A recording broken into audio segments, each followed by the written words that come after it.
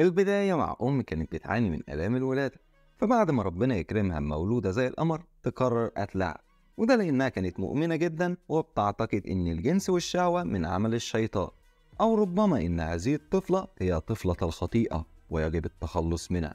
بس مع بكاء الطفلة تتراجع عن هذا القرار الأحمق.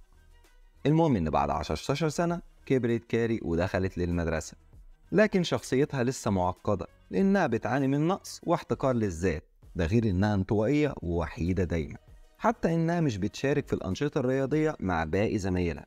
وفي يوم بعد انتهاء الحصة الرياضية دخلت تاخد دش وتروق على حالها، فجأة تحس بالألم ويحصل عندها نزيف، كل ده وهي مش فاهمة إيه السبب أو فين المشكلة.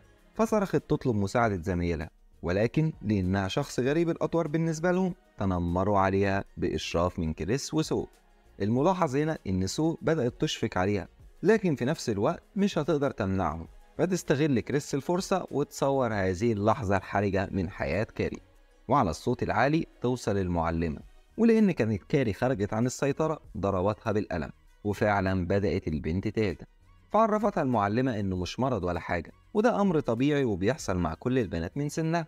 بعدين يطلعوا على مكتب المدير، فعرفها إنه هيشوف مين عمل كده من البنات ويحاسبها، بس الأهم إننا لازم نعرف والدتك باللي حصل. فتوسلت كاري إنه ما يقولش لأمها أي حاجة، ومع إصرارهم تنفجر قارورة المياه. وفي الآخر أعلم المدير والدتها بالأمر، فتوصل الأم وتاخد بنتها يرجعوا مع بعض. وفي الطريق عرفتها كاري إنها متضايقة منها جدا، وده لأنها مش زي باقي الأمهات بتحكي مع بناتها في مثل هذه الأمور، وإزاي تسمحي لنفسك تضعيني في هذا الموقف الحرج. كل ده وكانت الأم بتعمل سين وما تردش، لا والأسوأ لما دخلت وثبتها في العربية ثواني ويجي يرخم عليها هذا الفتى السمج ابن الجيران، وأول ما يقول لها يا مجنونة يا بنت المجانين تغضب عليه جدا، فيخاف ويقع بالعجلة وبعدين يطلع يهرب. هنا أحست كاري إن في حاجة غريبة بتحصل لجسمها من بعد اللي حصل في المدرسة، ولكن كان لأمها وجهة نظر تانية، وهو إنك مذنبة وحصل ليكي مس شيطاني، فتفضلي ادخلي صلي بقى واستغفري ربنا. يا ست الكل انت بتقولي ايه؟ ده عادي وبيحصل في الدنيا كلها، انت منين؟ انت من بلاد تركب الافيال ولا ايه؟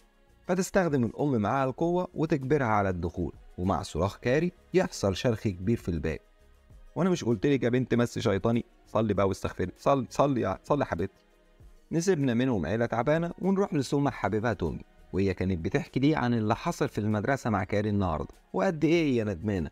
فعرفها انها ان كانت ندمانه بجد تروح تعتذر منها.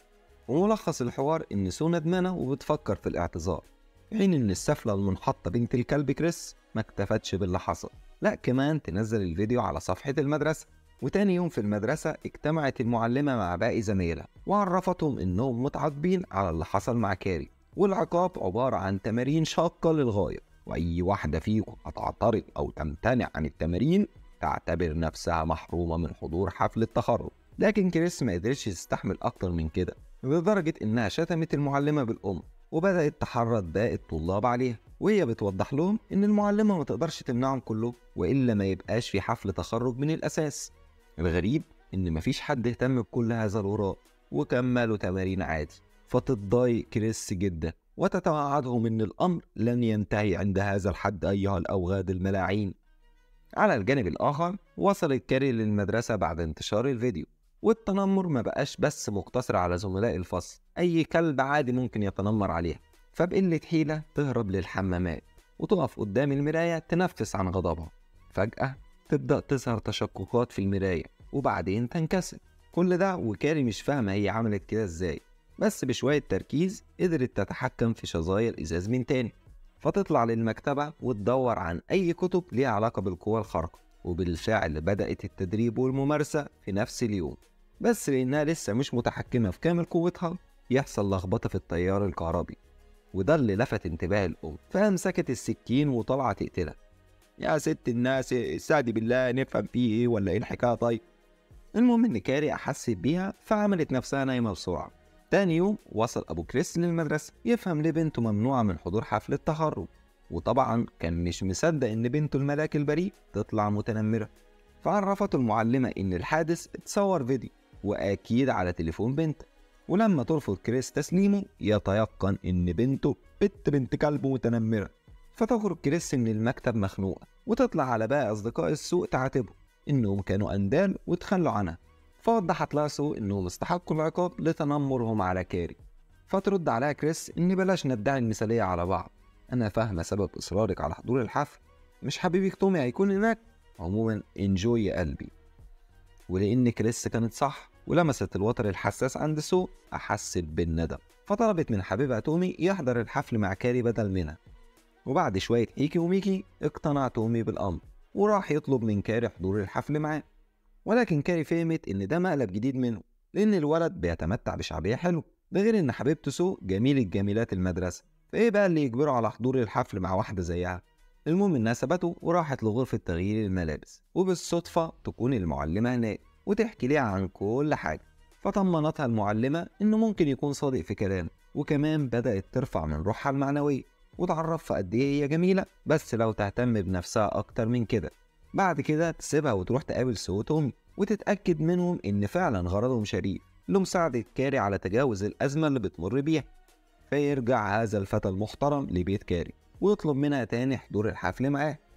في الوقت ده كان كل اللي مسيطر على تفكير كاري إنه يمشي من هنا بسرعة قبل ما والدتها تشوفهم مع بعض، فيعرفها إنه مش هيتحرك من هنا غير لما تقول له موافقة على حضور الحفل. فتوافق البنت مجبرة، ولكن بشرط إنها ترجع للبيت قبل الساعة 10:30. وتظل المشكلة الأعظم في إنها إزاي هتقدر تقنع أمها بالموضوع. وللأسف حصل ما بينهم مشكلة صغيرة انتهت بخروج قوة كاري عن السيطرة، فتصرخ الأم البنت اتلبست ورحنا في داهية.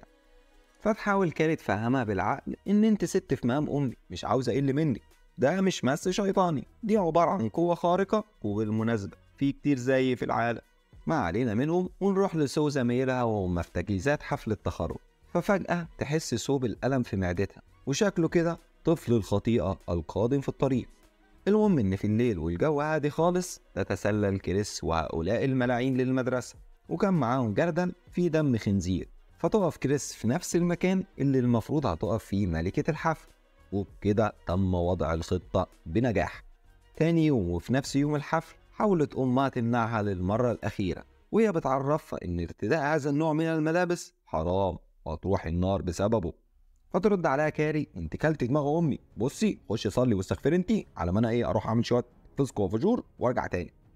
المهم انها طلعت على الحفل هي وتومي، وكانت متوتره جدا، وده لان زي ما سبق ووضحنا انها بتعاني من احتقار للذات. فحاول تومي يلطف الجو وطلب منها ترقص معاه، ومع الوقت اندمجت كاري في الاجواء. المهم ان في نفس وقت اختيار ملكة الحفل بدل زمايل كريس ورق التصوير، وبعد كده تبعت رسالة لسو تطلب منها الحضور حالا. وفعلا وقع الاختيار على كاري وتومي، فيطلعوا لخشبة المسرح وسط احتفال كل الحضور بيهم. وأول ما توصل سو وتكتشف مخطط كريس تفهمها المعلمة غلط، لا وكمان تجبرها على الخروج قبل ما تنطق بأي كلمة.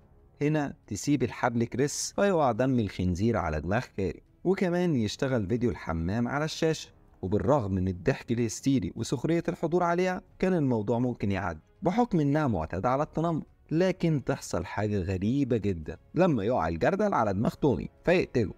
وللأسف انت سمعت صح، مات من الجردل. المهم انها كانت لحظة التحول في القصة، لان قوة كاري خرجت عن السيطرة بسبب غضبها، وبكده تتحول البنت اللي عاشت طول عمرها لطيفة وبريئة لوحش كاسر عنده استعداد يقتل أي حد بدم بارد.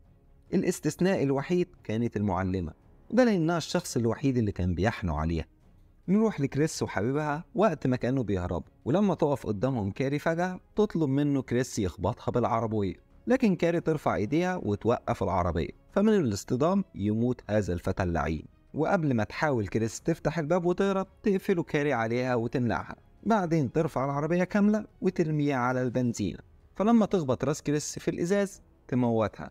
شوية وتأكيدا على التخلص منها تنفجر العربية بالبنزينة. بعد كده تتحرك كاري للبيت وهي حاسة بالندم، لأن لو كانت سمعت كلام والدتها أكيد تومي كان هيبقى لسه حي.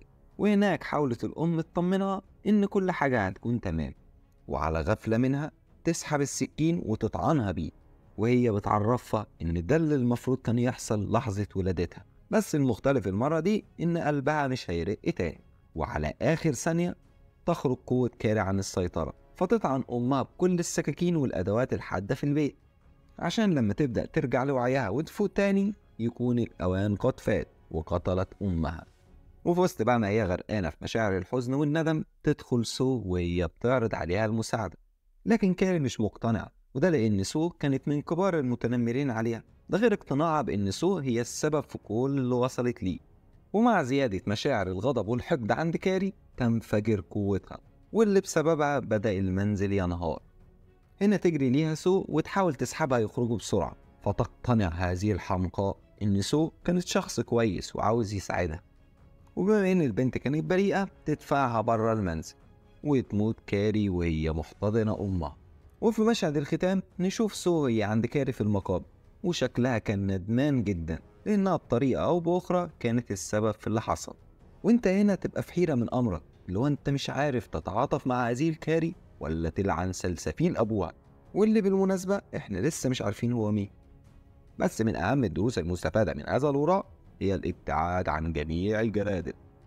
وبس كده يا سيدي خلص فإن أعجبك هذا الكلام فلتروق علينا، روق علينا. استنى لسه في مرة كمان، روق علينا.